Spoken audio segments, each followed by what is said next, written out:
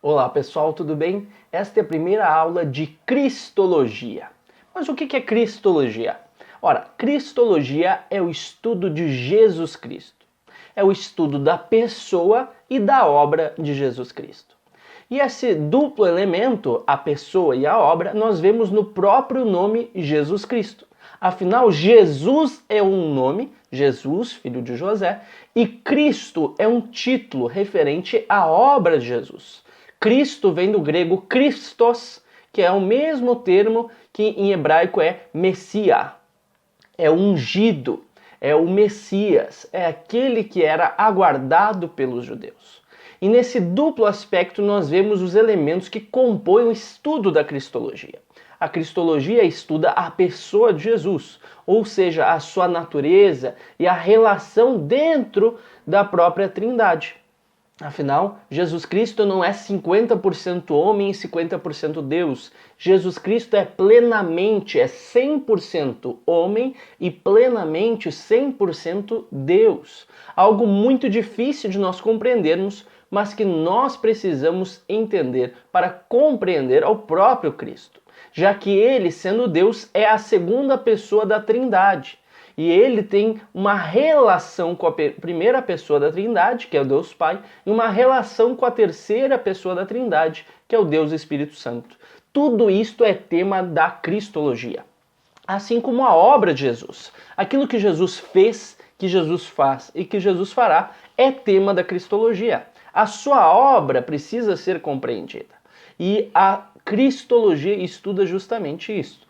Por isso a Cristologia ela é muito próxima da chamada soteriologia, o estudo da salvação, já que a principal função de Jesus Cristo é a função de salvar a humanidade. Ele é, acima de tudo, o nosso Salvador, o meio pelo qual nós alcançamos a libertação do pecado e da morte e podemos nos aproximar novamente de Deus. Esta função, sendo primordial, faz com que a Cristologia se aproxime da soteriologia.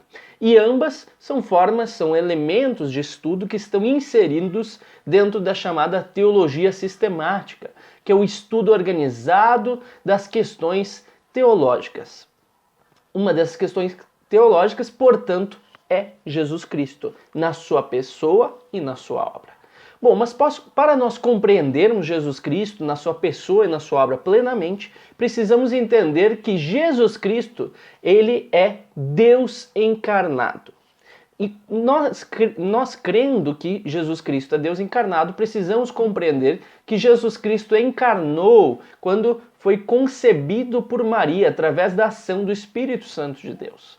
E ele assim vem a nascer, crescer, viver, morrer e nós cremos que ressuscitar também.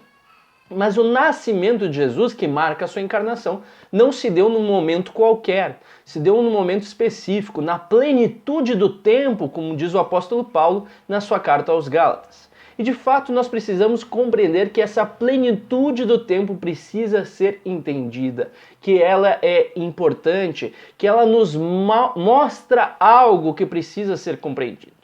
Afinal, no tempo de Jesus, no judaísmo do primeiro século, nessa plenitude do tempo, os judeus tinham expectativa de um Messias.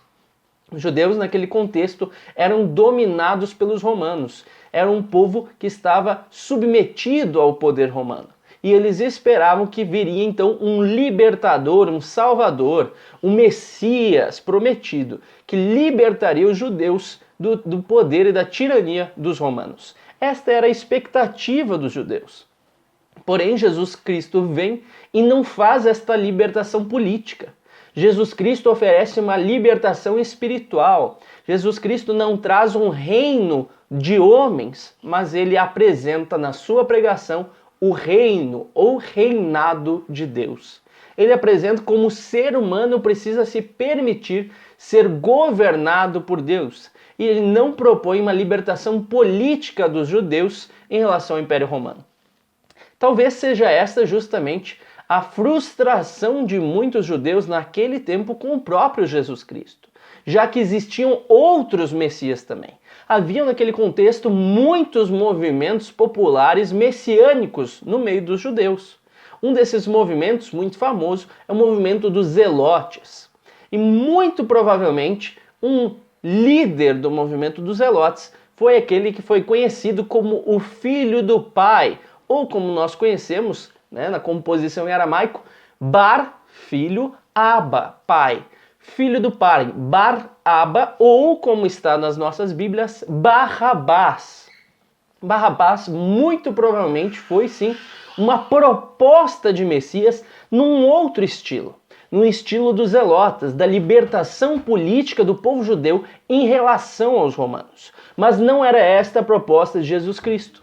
Era a expectativa dos judeus, mas não era aquilo que ele veio apresentar. Por isso os judeus não escolhem a libertação de Jesus, mas escolhem que Barrabás seja liberto. E assim Jesus Cristo vem a morrer porque ele não era o Messias que aqueles judeus haviam imaginado.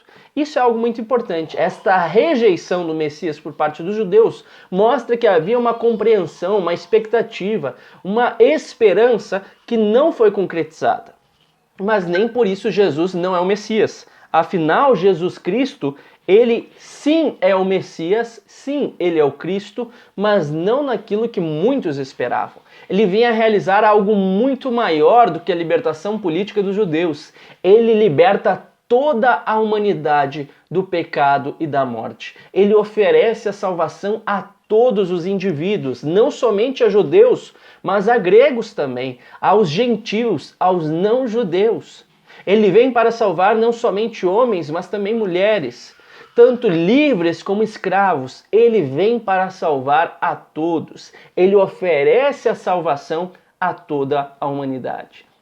Assim, nós precisamos entender que quando falamos da obra de Jesus Cristo, falamos sim da relação de Jesus com o mundo, não somente nas expectativas sobre Jesus, mas principalmente naquilo que Jesus nos apresenta sobre si mesmo, e naquilo que ele nos mostra e nos surpreende como algo completamente diferente do que nós poderíamos imaginar.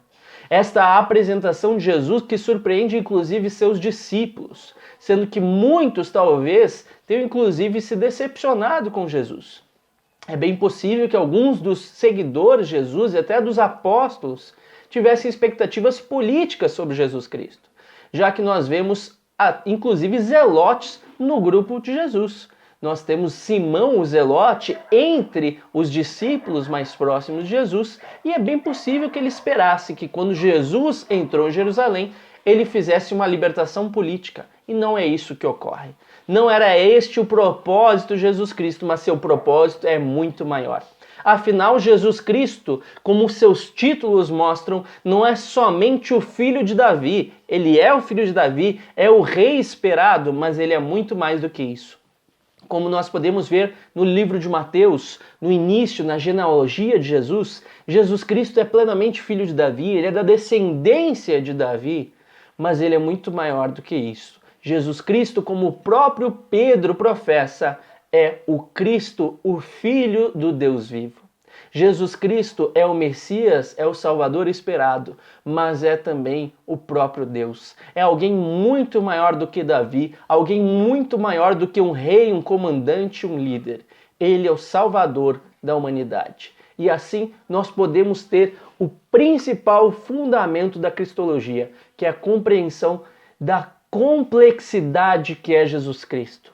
Alguém que é plenamente homem e plenamente Deus.